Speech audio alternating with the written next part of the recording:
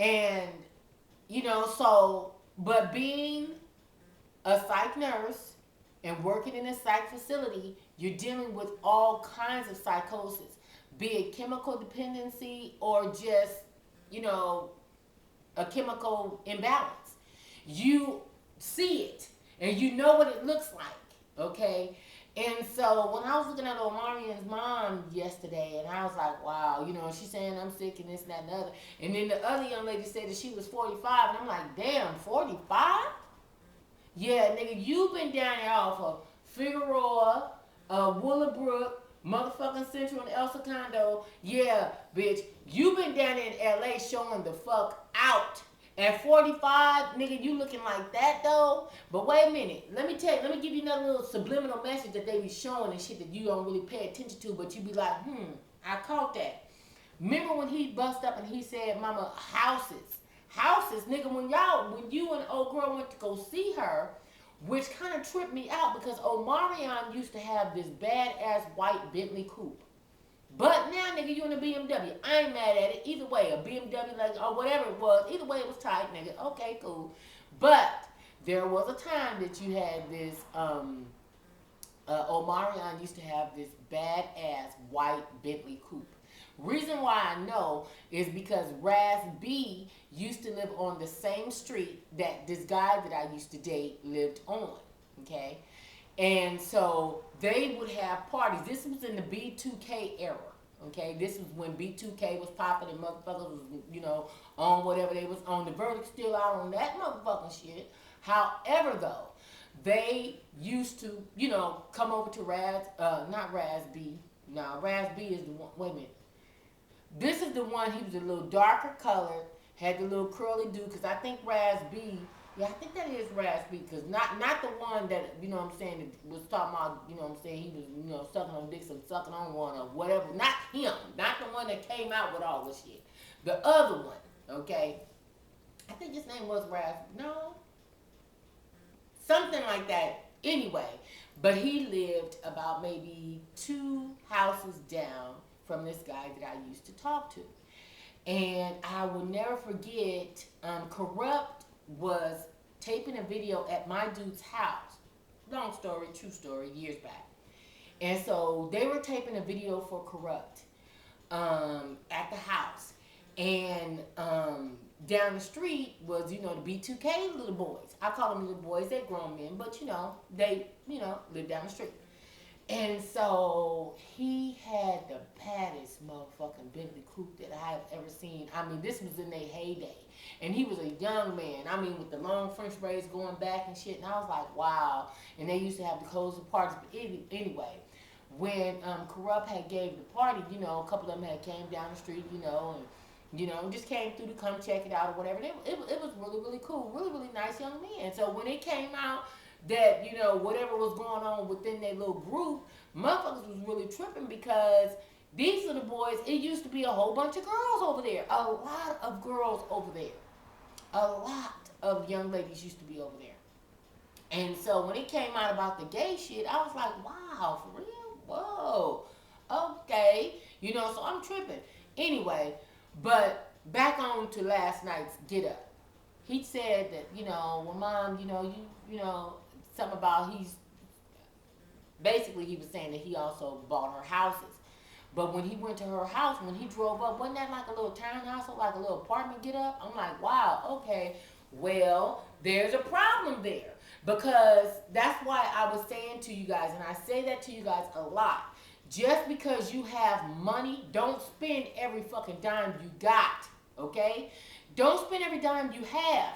And especially if you go out and go out and buy you an $850,000 home, you have to upkeep that home with the property taxes and the maintenance. And that is how people end up losing their houses. Yeah, you can go and buy a home. Oh, okay, I got me $1 million. I'm going to go buy me a mansion. Okay, but then guess what? 2 to 3 years after that money done dwindled down, you done partied and parlayed with all your partners, and now you got to go head on and keep paying Uncle Sam, and now it's like, nigga, shit, fuck all them taxes, and man, fuck all that shit, nigga. Okay, now you're going to end up like the rest of these motherfuckers that lost their houses. Cause see, Gabrielle and all of them, they all lost their houses. Not to be, oh excuse me, I don't need to be just putting out the tea or how y'all call it, whatever.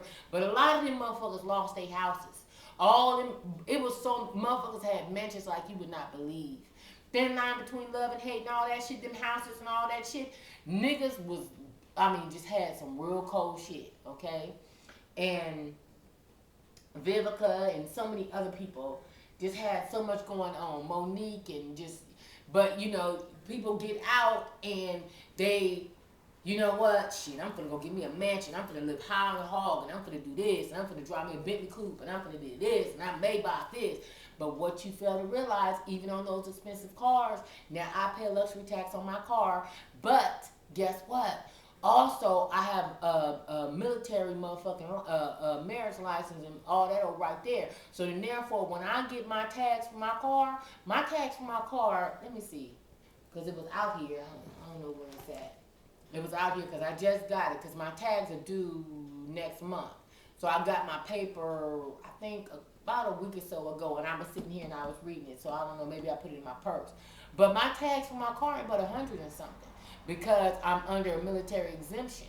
So then therefore, but I got personalized plates, so I paid the $50 for the personalized plate, and because I don't have personal plates on black, but on my Expeditionary Bauer, it said Nurse 98. So that was my you know my personalized plate on my old car.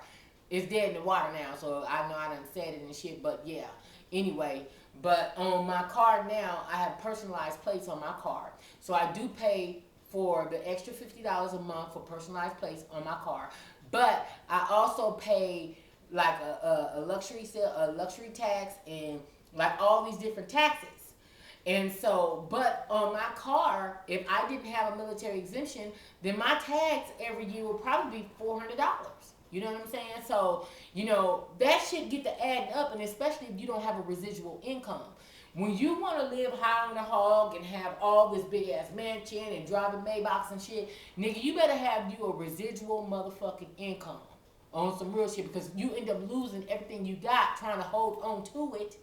And it's like, you know what? You stressing out trying to keep up with this persona and with this look that I got it going on, when you can't continue to hold on to all that shit. Now, I remember a few years back, a lot of these niggas was out there buying yachts and big ass boats, and motherfuckers was buying jets and shit. Well, see, all that shit, if you ain't got no residual income and if you ain't on no Tyler status, nigga, you end up losing that shit. You end up tax evasion and all that shit, and your motherfucking ass end up going to jail. That's how all that shit, because it's a domino effect. You have to have a residual income to continue up with that lifestyle, to continue up with the persona, and have this look to your fans that you got all this going on. But a lot of people merely have a name. You understand what I'm saying? And especially, also in reality TV. A lot of these motherfuckers in their everyday life is mediocre motherfuckers. Okay? A lot of them are mediocre motherfuckers, just like me. Just a mediocre motherfucker. Okay? But if you play your cards right and look at this shit as a motherfucking Monopoly game board, because see, when it comes down to money and shit like that, nigga, I am owned. You best bet believe, nigga, I'm watching every motherfucking thing when it comes down to my money. This goddamn fly is fucking with me. So there's a lot of people like that, and then there's some people that are not like that. And then they just get money and they just blow. They don't know where the fuck it went to. It's like, well, damn, well, nigga, you had $45, nigga, what happened? Oh, no, dog, I don't know. I bought some Black and Mild, nigga, I don't know what my money, all that old type of dumb shit. See, that wouldn't be me. That would not be me. Because when I break a 20, nigga, I'm going to be able to tell you, because once you break a 20, it's like $2. You know what I'm saying? You break a 20, it's over with. Let me tell you what I like. My money quantities. When I go to the bank or whatever and I carry money, I don't carry a lot of money in my purse like that. I don't have a lot of money. Let me just go and be clear. I'm comfortable, but I don't have millions in the bank. I'm a thousandaire motherfucker. Let's just go and say that. I'm a thousandaire. And so, but I don't carry a lot of money. But when I do go to the bank and I, carry money in my wallet and shit like that, I like 50s. I like $5 bills, and I like nickels. Little short thing about me. I like nickels, I like $5 bills, and I like $50 bills. That's my shit. I love that. $50 bills, oh my God. It's just something about $50 bills. I like it. Nickels, I like $5. I like it. Break my 20, give me 4 fives. I like fives. I like 50s. I like nickels. It's just my thing. I was born on the 10th day. It's just something about that. 5s and 10s, niggas my shit. Anyway, but I was watching these young ladies and shit, and then I'm seeing this one right here talking about she's moving out. Nigga, you've been with Ray J all this length of time, and you gotta have a roommate. You had a record, and whatever the fuck else you had going on back in the day, and whatever else that landed you on this motherfucking show, you still living in an apartment? I'm not really understanding this, but yet and still, you gotta have a driver. A driver for what, boo? I'm trying to figure it out. Okay, you live in an apartment, but let me just go on and say this right now, though, because some motherfucking apartments are clean. Now, some apartments are not really apartments. Them motherfuckers is like goddamn penthouses, all on that motherfucking level, okay? Because Mr. Malibu, I want to give you, but baby, that motherfucking skyrise you got, yeah. That's taking over this whole motherfucking section right here. Yeah. Now those apartments, those are a little bit different. Like Randy Jackson, he got one on Wilshire Boulevard. And a lot of motherfuckers got apartments and shit off of Wilshire and shit like that.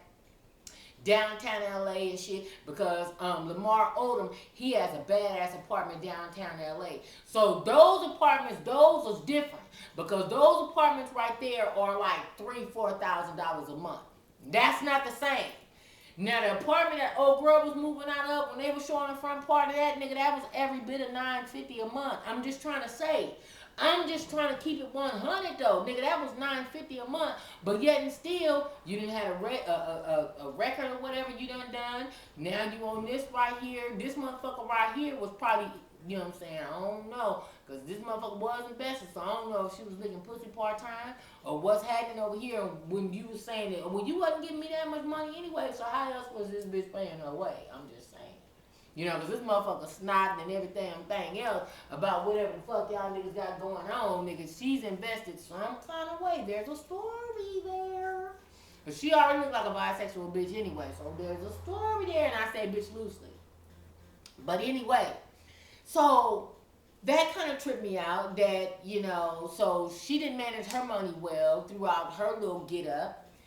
Then, so it lets you know a lot of these motherfuckers be struggling, because I'm going to tell you this right here too. Now, you remember when old girl, the other B2K cat, she came out of her mouth and was basically telling him that you living with your mama. If y'all go back and watch the show again, she's staying with her parents and he's staying with his parents, but when during the time of filming, of course they don't show all that. Because on the time of filming, you know, okay, there's already been releases handed out. Motherfuckers done signed contracts. Motherfuckers already know what date they gonna be there and what the time frame is. We need the house clean. We need everybody gone. Everybody out of the house. We need this right here because the camera crew gonna be here on Thursday. They're gonna be filming from 9 to 4 o'clock in the afternoon. So then therefore, it appears that that's his place. But last night when you watched the shit, didn't she say, well, you staying with your mom and them, and then I'm staying with my mom and them, and this and that and this. I'm just trying to understand, why are they giving this the exes of Hollywood? Now, or what it, no, not the exes of Hollywood, excuse me. Because some of those bitches, yeah, they have lived a life of riot, some of them motherfuckers.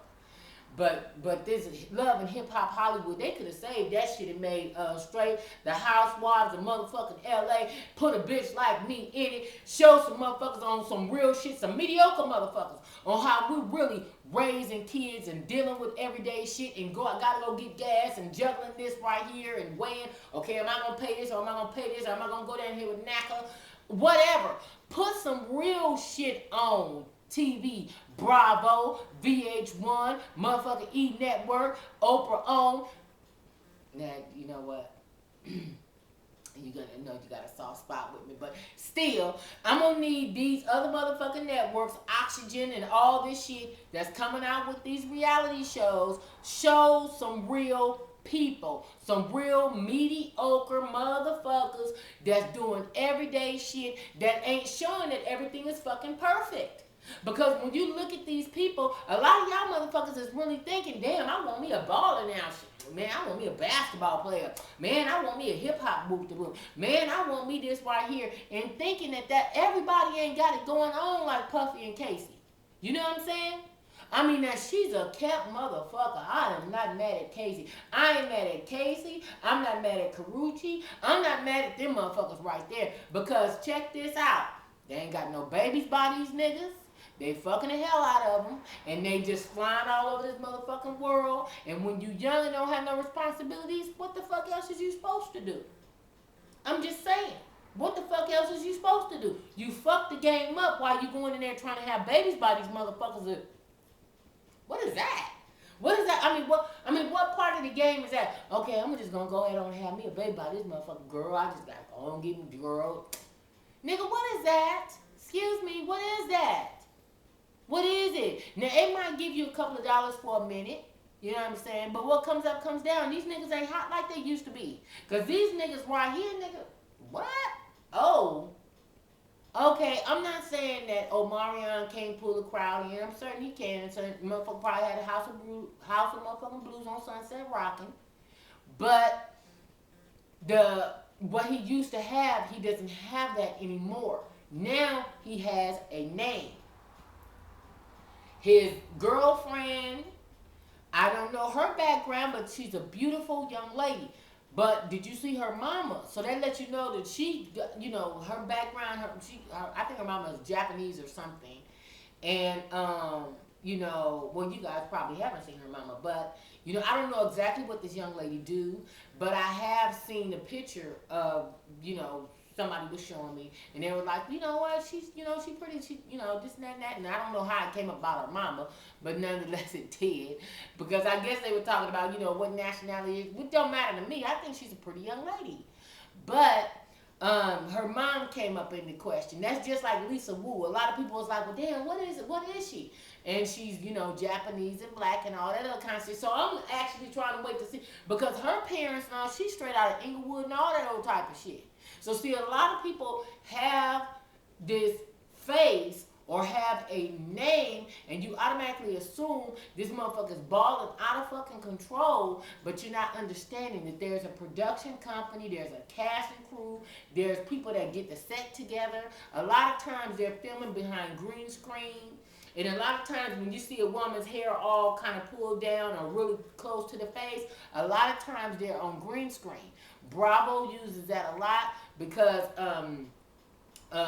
like when they do on Atlanta Housewives and they'll show them talking about whatever scene that just showed, a lot of that is green screen.